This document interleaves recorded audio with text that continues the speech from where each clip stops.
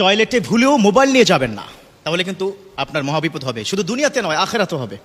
টয়লেটে ভুলেও মোবাইল নিয়ে প্রবেশ করবেন না।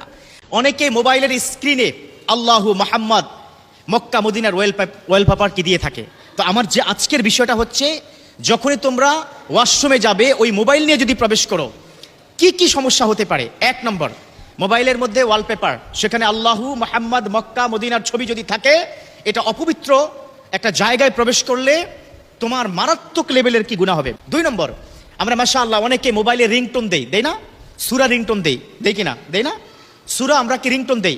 তুমি ধরো টয়লেটে ঢুকলা, টয়লেটের কাজ তুমি করছো, হঠাৎ করে তোমার ফোন মানে কি বেজে আসলো, ইয়াসিন ওয়াল কুরআনিল হাকিম ইন্নাকা লামিনাল মুরসালিন আলা সিরাতিম মুস্তাকিম। কোথায় হলো? টয়লেটের মধ্যে হলো না? টয়লেটের মধ্যে সূরা যদি তেলাওয়াত করা হয়, তোমার প্রতি আল্লাহর গজব পড়ে যাবে।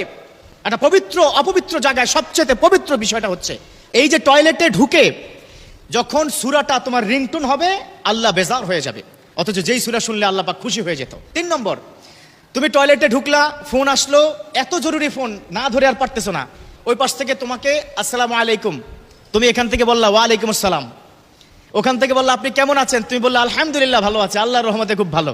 এই যে আলহামদুলিল্লাহ সালাম আদান প্রদান টয়লেটে, এটা কি জায়েজ আছে? জায়েজ আছে বলুন? জায়েজ নেই। কল্যাণের জন্য এটা এক্ষুনি শেয়ার করে দাও, এক্ষুনি শেয়ার করে তোমার সওয়াব হবে, আমি কি গ্যারান্টি দিলাম, এটা হাদিসের কথা।